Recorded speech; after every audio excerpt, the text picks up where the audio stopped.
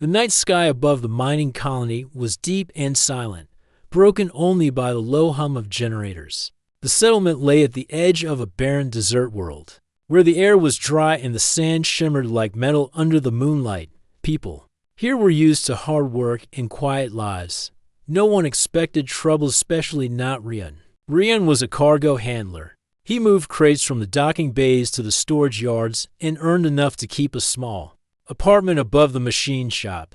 His days were simple, but his eyes were always watching. He had learned long ago that in places far from Earth, the smallest strange detail could be a warning. That evening, he was on the west side of the yard when a figure caught his attention. She moved quickly between the shadows of the supply containers, her steps light for someone carrying gear. Rian had seen her before, short, with a long brown coat and a hood pulled low. She kept to herself and avoided long conversations. The colony knew her only as Lyra. But tonight, something was different. The way she kept looking over her shoulder made Rian curious.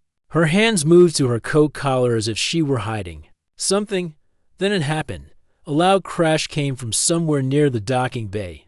The sound made her flinch. She pulled at the coat, not like someone adjusting it, but as if tearing it away. The fabric slipped to the ground, and what Rian saw made his heart pound. Her skin shimmered faintly, as if light moved beneath it.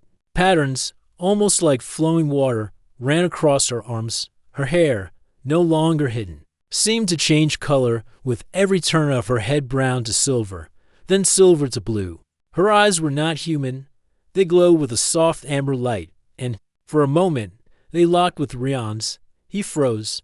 He had seen aliens before, traders, diplomats, but never one hiding among humans this deep in the colonies. Whoever she was, she had gone to great lengths to pass unnoticed, and now her disguise was gone. Before he could speak, she spun and ran.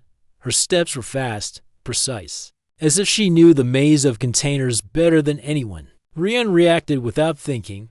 Something in her look, part fear, part warning, made him follow. His boots clanged against the metal walkway as he moved, weaving between cargo stacks. "Wait," he called out, but she didn't slow. The air between the containers was tight and filled with the smell of oil and dust. Rian's mind raced. If she was an alien in hiding, she might be running from someone or something. The crash at the docking bay might not have been an accident. Up ahead, she glanced back. For an instant, her face showed surprise, maybe even frustration, that he was still behind her. Then she darted left, slipping between two heavy machinery crates. Rian followed, his shoulder brushing the rough edges of metal.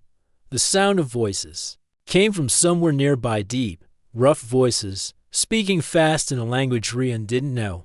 They were getting closer. Whoever they were, they weren't friendly. The alien girl Lyra, if that was her real name, slid to a stop. She crouched low, listening. Her glowing eyes flicked toward Rian, then toward a narrow gap between the storage fence and a fuel tank.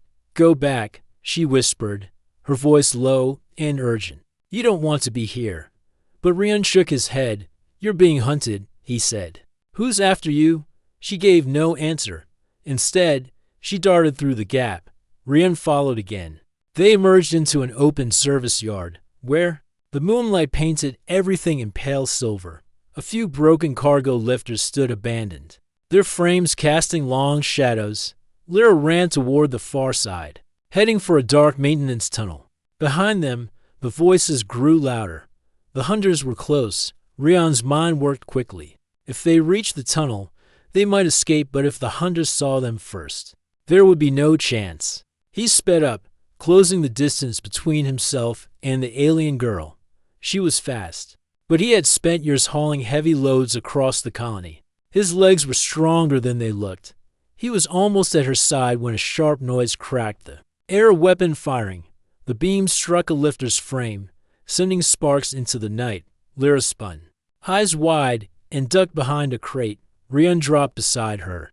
Three figures emerged from the shadows. They wore dark armor with dull markings, their faces hidden behind narrow helmets. Their weapons glowed faintly at the tips. The leader pointed toward the crate. "Hand her over." The voice came through a speaker, cold and mechanical. "She is not yours. Rion's pulse quickened. He didn't know who these people were, but their tone made one thing clear: they weren't here for peaceful talk. Lyra's hand moved toward a small device on her belt. She looked at Rion. "If they catch me, they'll take me off this world," she whispered, "and you'll never see me again." Rion didn't know why that mattered to her or to him, but the thought of letting strangers drag her away felt wrong. He took a slow breath, glanced at the shadows beyond the crate, and whispered back, "Then we don't let them." She studied him for a moment, then gave the smallest nod. The hunters began to spread out, stepping carefully across the yard. Rion knew they had only seconds before they were cornered. The nearest path was through the maintenance tunnel, but reaching it meant crossing open ground. One wrong move, and they'd be hit. Lyra's fingers danced over her belt device. A faint pulse of light shimmered in her palm, then vanished. She leaned closer. "When I say run," she murmured, "don't look back." The leader of the hunters took another step forward. "Last chance," the voice said. "Hand her over." Lyra met Rion's eyes. "Run." A sudden burst of light flared from the far side of the yard, bright enough to blind the hunters. For a heartbeat, Rion didn't hesitate. He sprinted alongside Lyra toward the tunnel entrance, the ground thudding under their boots. Behind them, shouts filled the air, and more weapon fire cracked in the darkness. They dove into the tunnel's shadow just as another beam scorched the ground, where Rion had been a moment before. Inside, the air was cooler, the walls humming faintly with the colony's machinery. Lyra didn't stop. She pushed forward, deeper into the passage, her steps echoing. Rion followed, his breath heavy, his mind still racing. Whoever she was, whatever she had done, her enemies were relentless.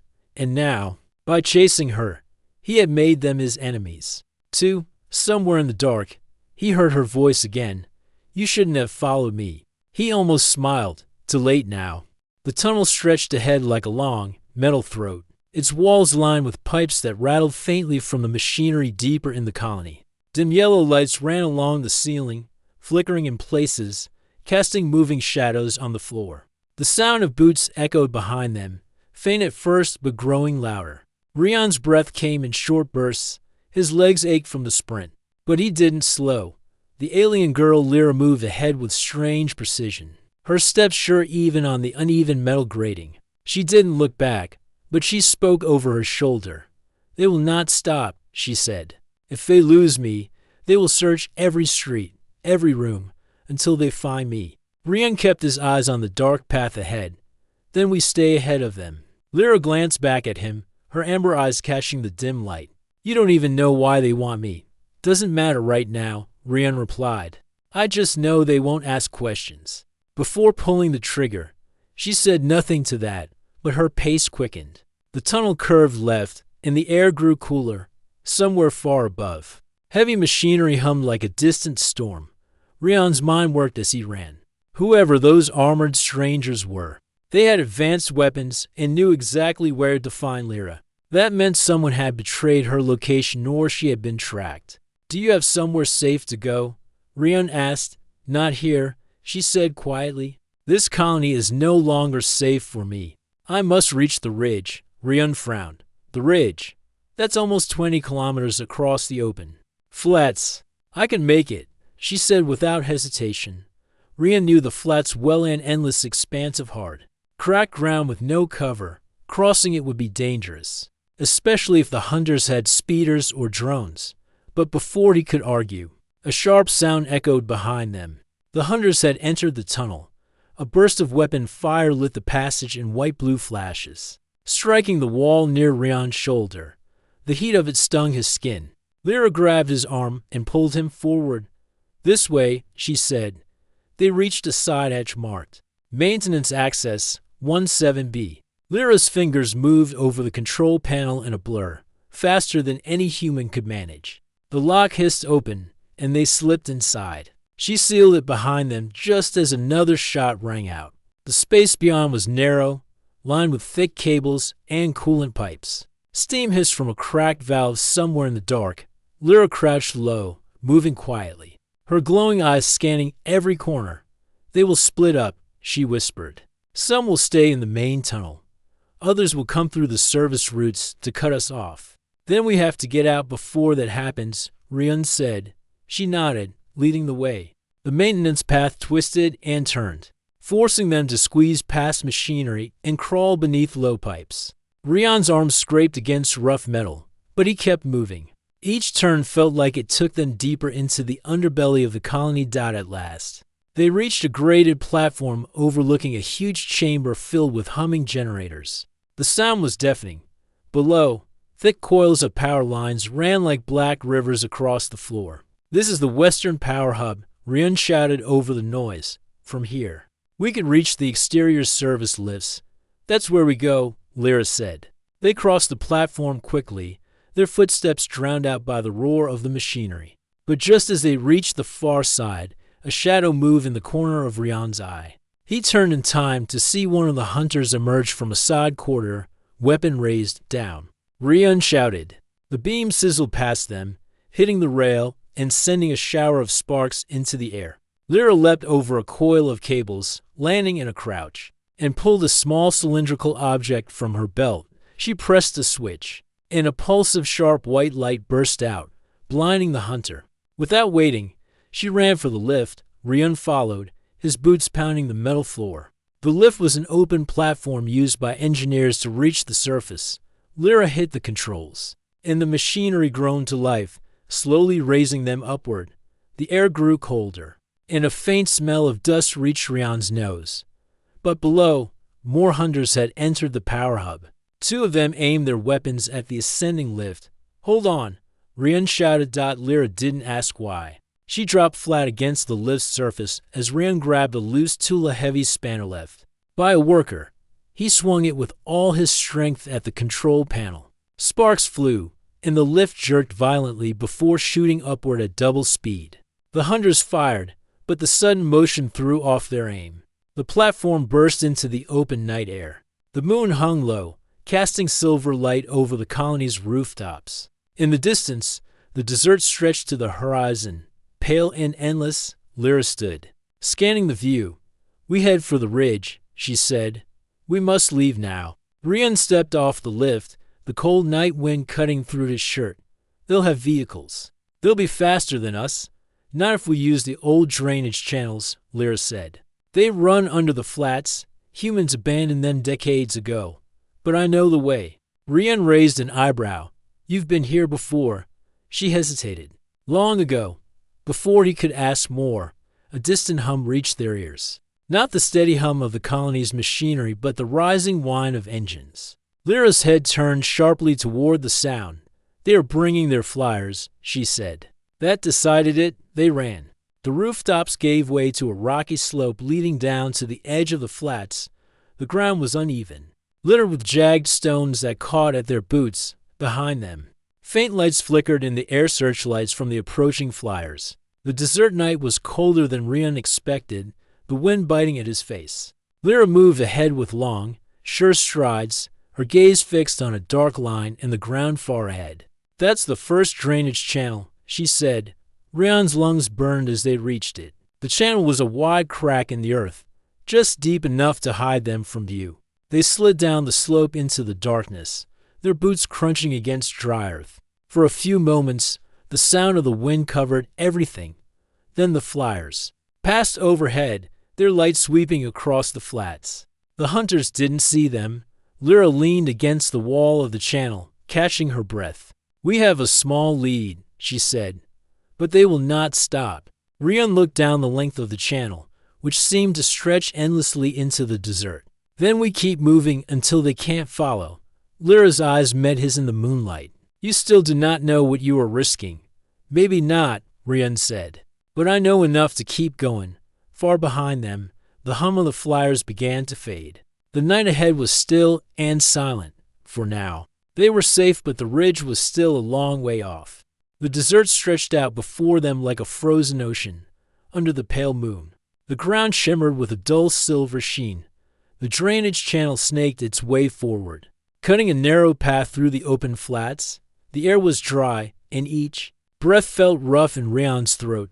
Lyra walked ahead, her steps quick but measured. She seemed tireless, As if the long sprint from the colony had cost her nothing, Rian followed, his boots crunching over loose stones at the channel's bottom. Above them, the sky was wide and empty. Every so often, he glanced upward, half expecting to see the faint glow of the hunter's flyers. "They will sweep the flats," Lyra said quietly, without turning. "They'll think we took the main path to the ridge. The channel will hide us for a while, but not forever." Rian adjusted the strap of his small utility pack. "Then we keep moving until morning." Lyra shook her head. "We can't travel in daylight. The sun here is too strong, and the heat will slow us down. We must reach the halfway shelter before dawn." Rian frowned. "Shelter? There's nothing out here." "There is," she said simply. "Old structures from before the drainage system was abandoned. Some are buried. But I know where one still stands." Her tone left no room for doubt. They moved on in silence. The only sounds were the crunch of their boots and the faint whisper of wind curling through the channel. Rian's mind wandered to the hunters, how they had moved, how their armor had been marked with strange patterns. Whoever they were, they weren't common mercenaries. They had a purpose. He decided to ask again. "Who are they?" Lyra hesitated before answering. "They call themselves the Kethran Guard.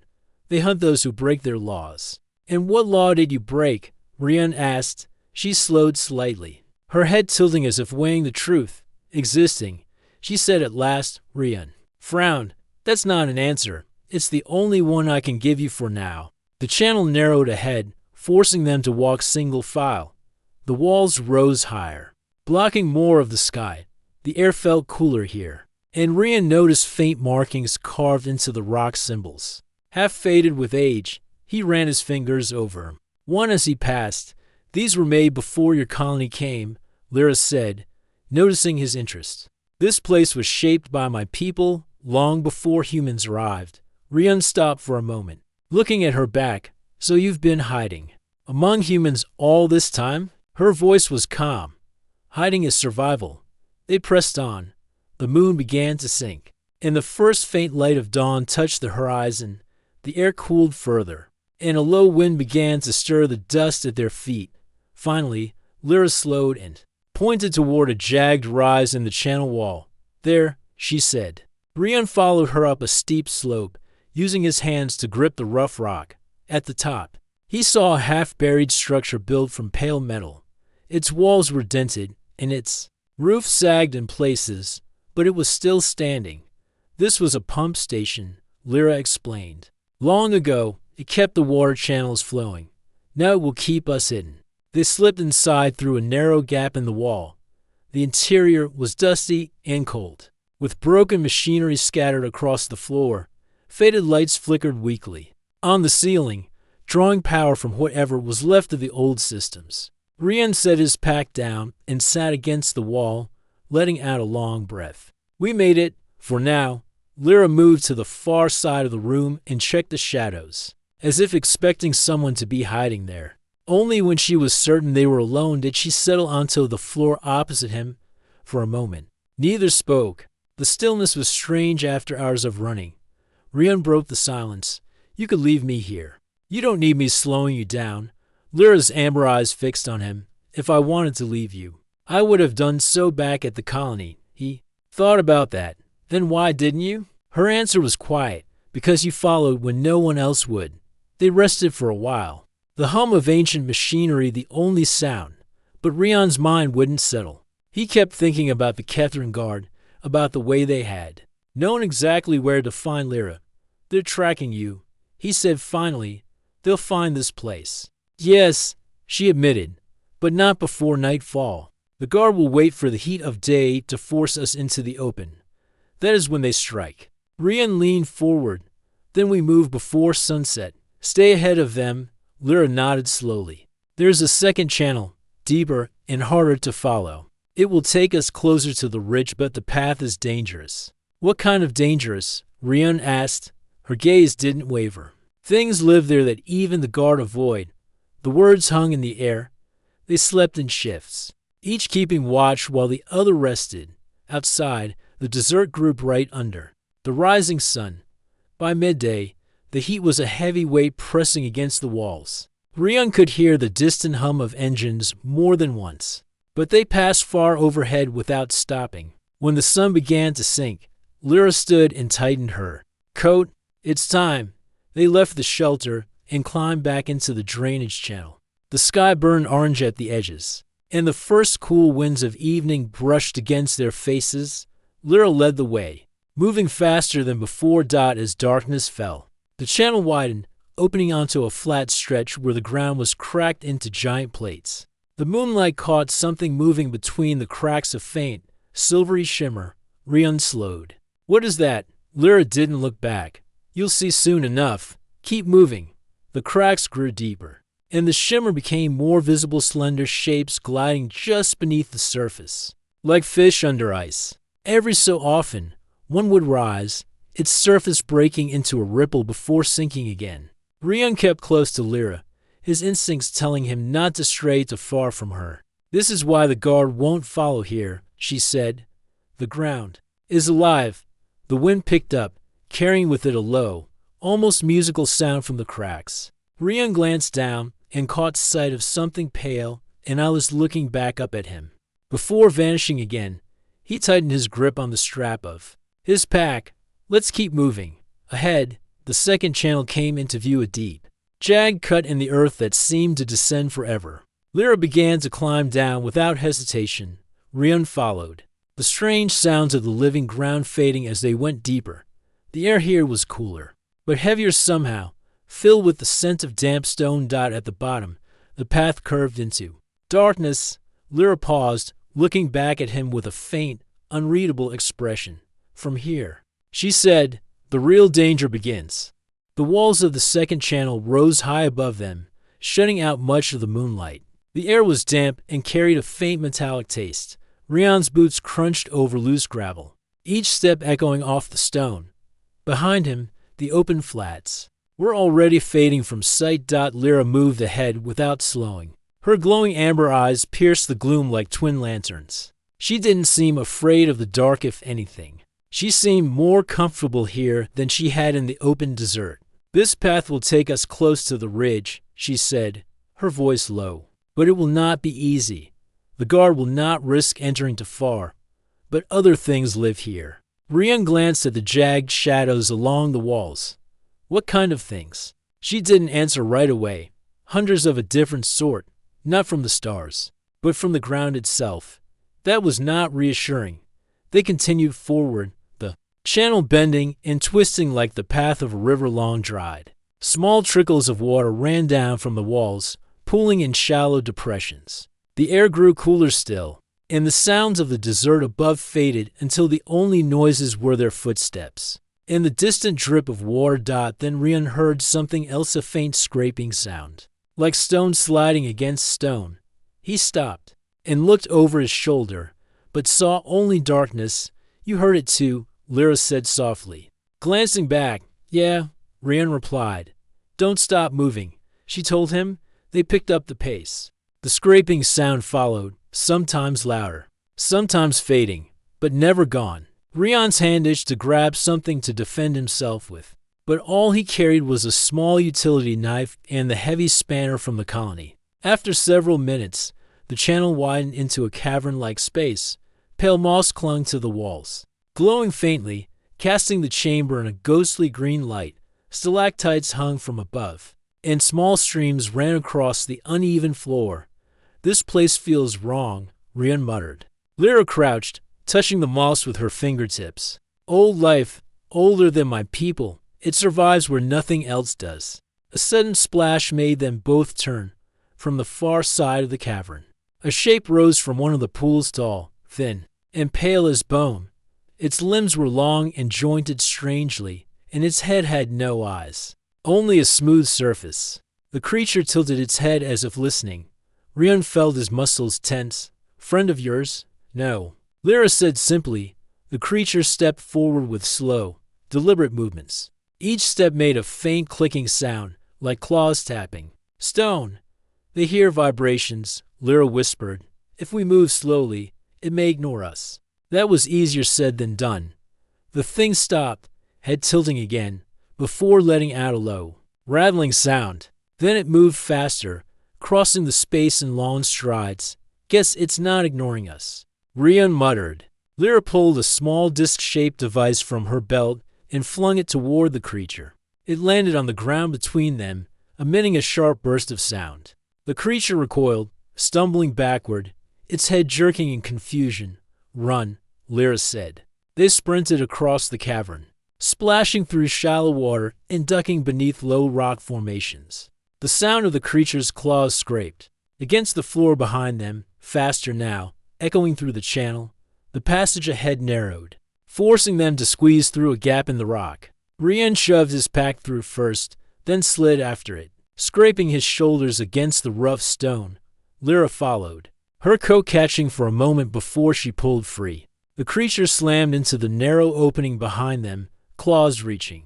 Through the gap, Rian swung the spanner, striking the claw hard enough to make it pull back. Lyra reached into her coat and pulled out a small canister, twisting the top. A hiss of gas filled the gap, and the creature let out a high-pitched screech. Before retreating, the two of them didn't stop until they had put several bends of the channel between themselves and the cavern. Finally, they slowed, breathing hard. "That thing's not following," Rian said, glancing back. "For now," Lyra replied, "but there are more of them. We must reach the ridge before they find us again." They pressed on, moving at a steady pace. The channel floor began to rise, and faint traces of moonlight appeared above. The air was less damp now, but the walls still carried strange markings, spirals, jagged lines, and shapes Rian didn't recognize. "These are warnings," Lyra said, running her fingers over one. "From my people, long ago. They marked the safe paths. You know how to read them?" Rian asked. "Yes," she said, "and this one says we're close." That was a relief until a distant humming sound reached Rian's ears. It wasn't the high whine of flyers, but something deeper, heavier. He recognized it with a sinking feeling. "They've got ground transports," he said. Lyra's eyes narrowed. "The guard found the far entrance. They're trying to cut us off." The channel split ahead, one path rising toward the surface, the other dropping deeper into shadow. Lyra didn't hesitate. She took the downward path. "Shouldn't we go up?" Rian asked. "They'll expect that," she replied. "This way, we come out behind them." The deeper path was narrower and rougher, forcing them to climb over fallen rock and squeeze past tight turns. The air here carried a faint rumble, like something massive shifting far below. Then they reached a ledge overlooking another cavern, this one lit by shafts of moonlight from cracks above. At the far end, a narrow opening led out toward the desert beyond. "That's our way," Lyra said. They climbed down carefully, crossing the cavern floor. But before they could reach the exit, movement flickered in the shadows. Figures stepped into the light, armored, with weapons raised. The Kethran guard. Rian counted 3 of them, their dark armor gleaming faintly. The leader's helmet turned toward Lyra. "You've run far enough," the voice said, cold and sure. "Come with us." And the human walks away. Rian glanced at Lyra. She didn't move. "I told you they wouldn't stop," she said softly. The leader took a step forward. "Choose, alien, him or you." For a long moment, Lyra stood still, her eyes fixed on the guard. Then her hand went to her belt, closing around another of her strange devices. She spoke without looking at Rian. "When I move, follow me." Rian's grip tightened on the spanner. "I was already going to." The sun was sinking behind the jagged hills, casting long, sharp shadows across the cracked desert ground. Rian and Lyra had left the deep channel hours ago, moving quickly through narrow canyons that cut between the low ridges. Every step had been uphill, the air growing thinner and cooler. Now the ridge was close, so close Rian could see its dark outline against the orange sky. But the sight didn't bring relief. He knew the guard was still somewhere behind them, and in this open terrain, there would be nowhere to hide if they caught up. "We're almost there," Lyra said, her voice low but steady. "Past the ridge is a safe zone. They won't follow us inside." "What's there?" Rian asked. She glanced at him briefly. "An old base from before humans came. My people still watch it." Rian nodded but kept scanning the land. "If it's that important, they'll know we're heading there." Lyra didn't answer, but her pace quickened. The light was fading fast, and the wind had picked up, carrying fine dust that stung their eyes. The silence between them was broken only by the sound of boots crunching on rock, until a faint mechanical hum reached Rion's ears. He froze. Engines. Lyra turned her head slightly. Listening. They're using scouts. Small and fast. Rion's stomach tightened. We need cover. They ducked into a narrow gully and crouched low. Above them, the hum grew louder. A small drone swept across the sky, its lights blinking as it scanned the ground. Rion pressed himself against the rock wall, holding his breath. The drone passed. Overhead and vanished beyond the ridge. Lyra straightened. They're mapping our route. We must move in a way they don't expect. Rion frowned. And how do we do that? Instead of answering, Lyra knelt and traced a pattern in the dirt with her finger. It was a winding path, looping back before cutting forward again. There's an old tunnel under the ridge, she explained. Collapsed in places, but still passable if we're careful. It's slower, but it will hide us from above. They set off again, this time moving along the base of the ridge instead of heading straight up. The ground was rough, littered with broken stone and patches of hardy desert plants. Soon they reached a gap in the rock face just wide enough for one person to squeeze through. Inside, the air was cooler, smelling faintly of old earth and stone. Their footsteps echoed softly as they moved deeper. The tunnel twisted and narrowed, forcing them to climb over fallen rock in several places. This place feels like it could collapse any second, Rion muttered. It's held for centuries. Lyra replied, it will hold for a little longer. They reached a wider chamber where shafts of moonlight filtered through cracks above. Dust drifted in the beams like drifting snow. Rion paused to catch his breath, but Lyra kept moving toward a dark archway. On the far side, a sound stopped her a low, rumbling growl that seemed to come from the shadows ahead. Rion's hand went to the spanner at his belt. Please tell me that's the wind. It's not, Lyra said quietly. From the darkness, a shape emerged broad and heavy, its body covered in rough, stone-like plates. Its eyes glowed faintly, green, and its movements were slow but deliberate. It sniffed the air, claws scraping against the rock floor. It's a ridge crawler, Lyra whispered. It lives in the tunnels, strong enough to break stone. Rion swallowed hard. Does it eat people? Anything it catches, she said simply.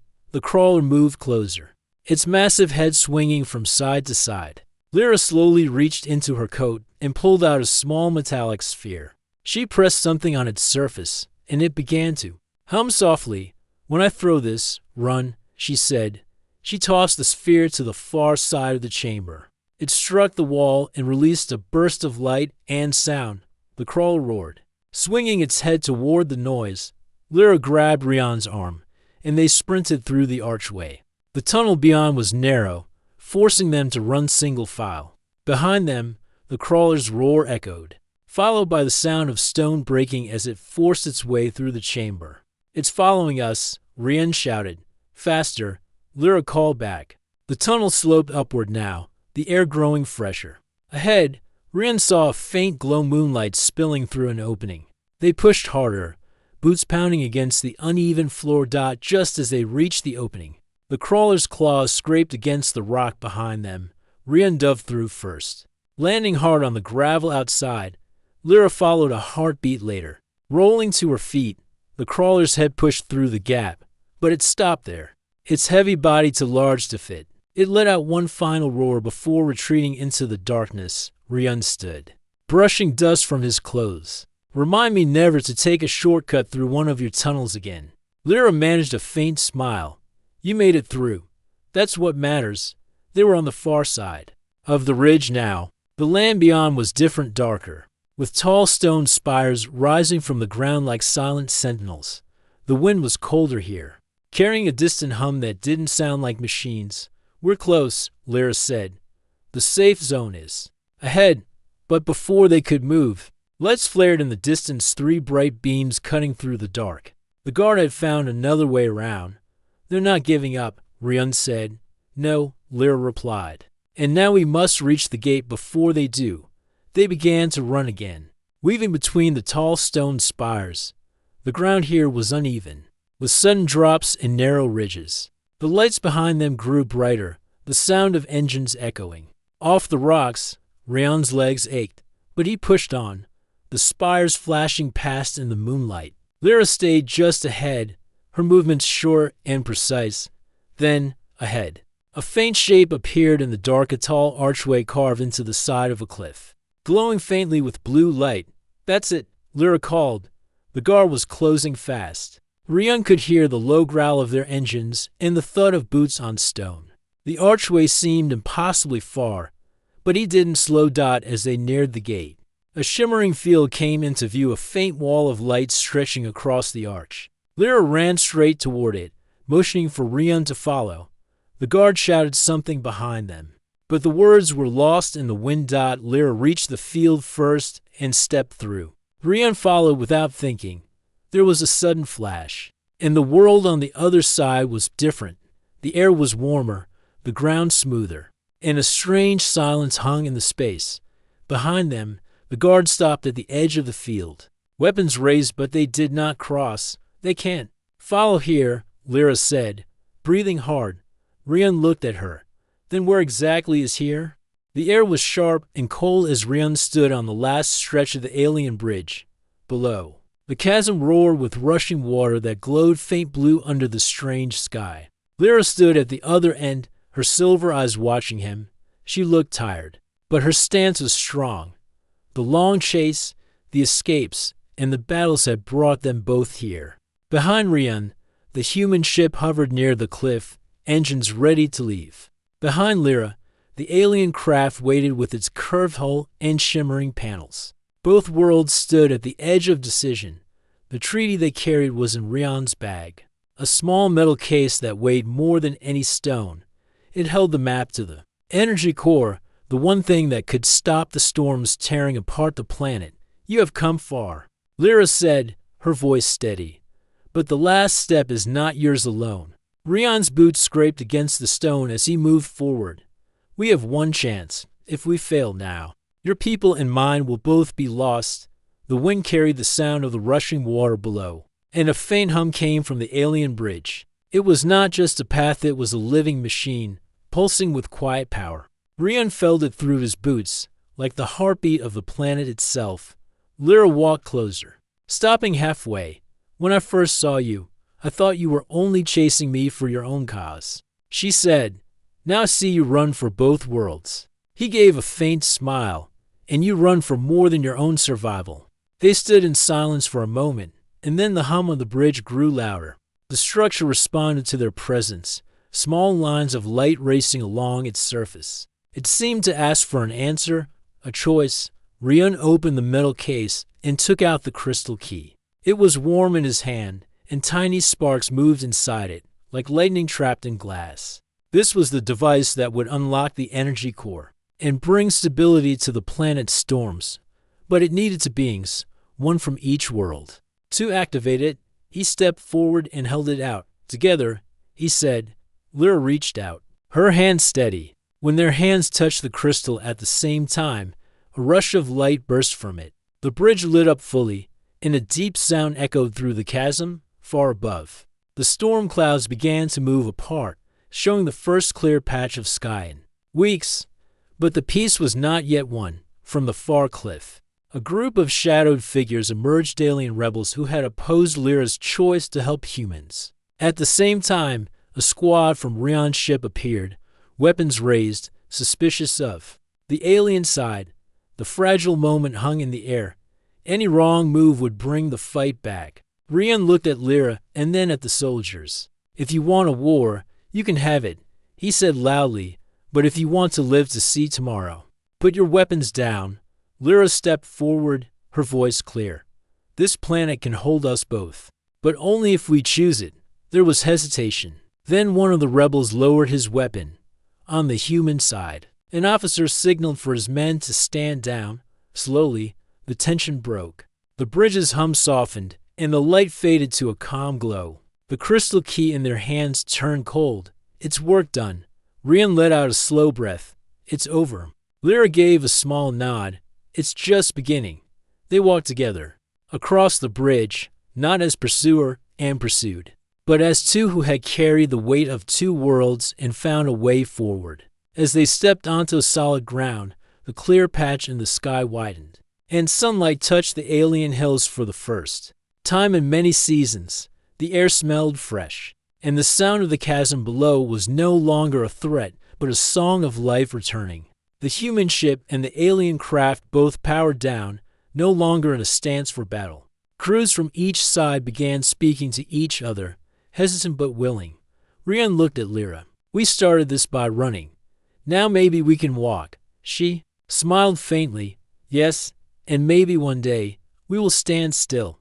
In that moment, the bridge behind them remained as a symbol and unbroken path between two worlds that had once chased and feared each other, now lit by the choice they made together. And above them, the sky kept opening, as checked. The cavern was silent for a breath. The Kethran guards stood like dark statues, weapons ready. Blocking the only exit, moonlight from the cracks above glinted off their armor, turning their shapes into shadows with sharp edges.